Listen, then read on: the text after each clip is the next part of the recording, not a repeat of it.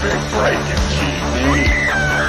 Welcome time, bitch. Hey guys, welcome back to Primetime Terrors. So a little interesting thing today. It's just me. I know usually if you've been keeping up with us, we have Luke here joining us, as he is the co-host of the show and of the channel. But the man is off having a baby tonight. So yes, he is not with us. So prayers, well wishes, whatever you want to send his way, feel free to do it. Good vibes. I hope everything works out great for him and his family. It's super exciting stuff. But you just got me today, and I'm here to talk about Chucky Season 2, Episode 5. And, this is one of those things where I have not been the biggest Chucky fan in the world. Up until recently, I'd only ever seen the first film. When I kind of got into this series and Luke kind of pushed me to really dive in, we covered Child's Play 2 on the podcast, and, we've been going week by week with episodes here. I've been pretty wishy-washy with this season. Now, season 1, I really enjoyed. And I liked episode 1. I thought it was okay. I thought it might be the weakest episode of the season. And then, episodes 2 and 3 were fine. The last episode kind of started to lose me again. I thought that 3 we were getting on a good track. This episode has got me way back on board. We're finally getting everything tying back together, just like I had hoped coming out of episode 4.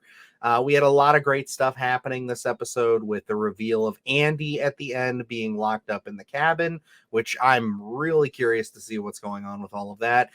Good Chucky is going to remain Good Chucky, and he took out the buff Chucky, as he's been called, which was really awesome to see. It was a really solid opener.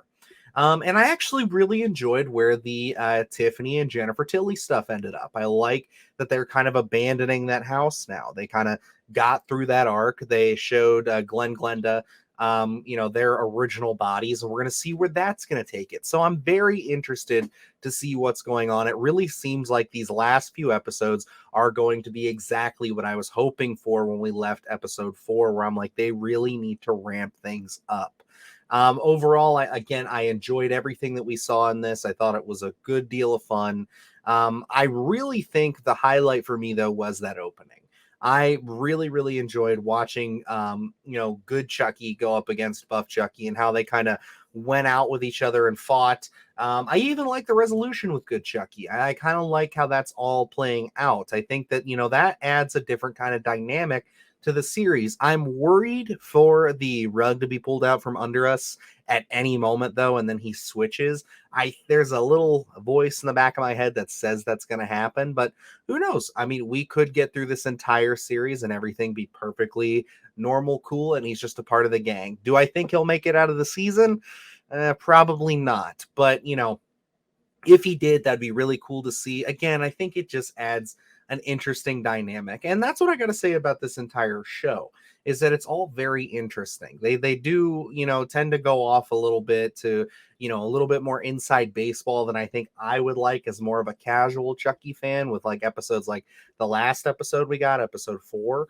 But, it's one of those things where it's like they really bring it home in the end. And this is exciting for me.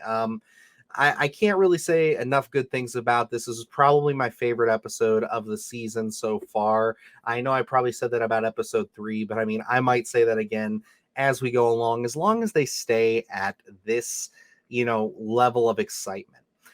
So now that we've got Andy back, we should hopefully be able to see kind of what's going on with him, what they did with him.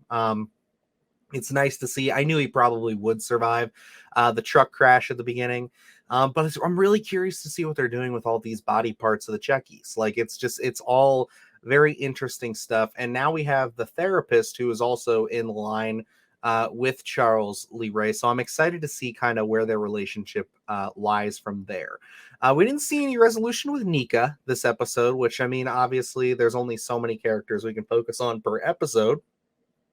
But I think that, with what they set up with her, that was the only real part of that last episode that I liked a lot. So I think that, going forward, we are going to be seeing her side of the story and what's going on with that a little bit more. Now, to kind of cover a little in depth on the Jennifer Tilly, Tiffany stuff, I liked the reveal that Jennifer Tilly as the doll Tiffany was locked up in the house. and that she kind of went back and forth with her and kind of what they were doing. I thought the Family Guy joke was actually hysterical.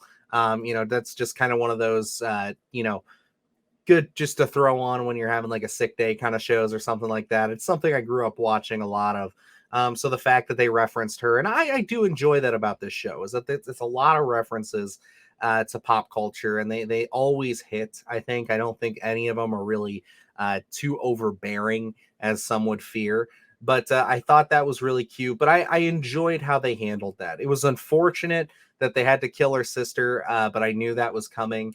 It was just one of those things where you kind of could telegraph that as they were walking into the room there.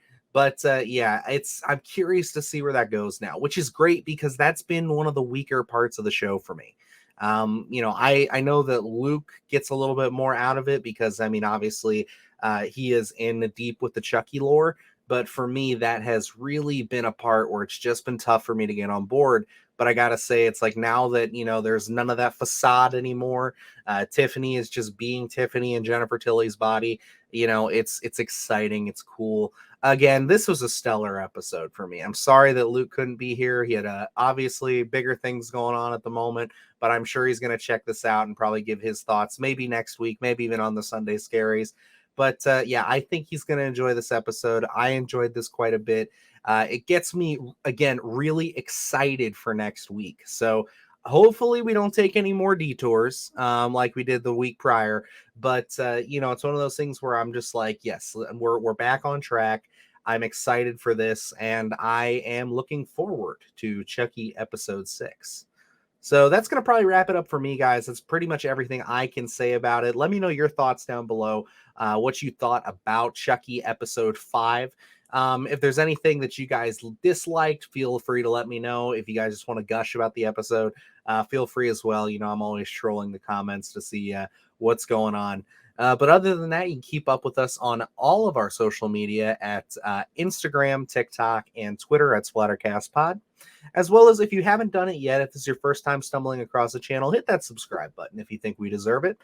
We've been really doing a lot of great content here. We just got out of the Splatterthon, but we got a lot of cool things coming to you guys over the next few weeks, just as far as plans and things for content. It's not going to be as run and gun as it was with the Splatterthon, but we are going to have some cool things coming up, as well as we were able to get the Bray Wyatt video back up on the channel. So if you have not yet seen that, it's Luke's essay for the Splatterthon. It was supposed to hit on Halloween. We only had it up for a few hours before the WWE took it down, but we were able to work that out and get it up. So please check that out. It is really cool, especially if you're into wrestling. It's a very cool kind of dissertation on that wrestler and his character persona.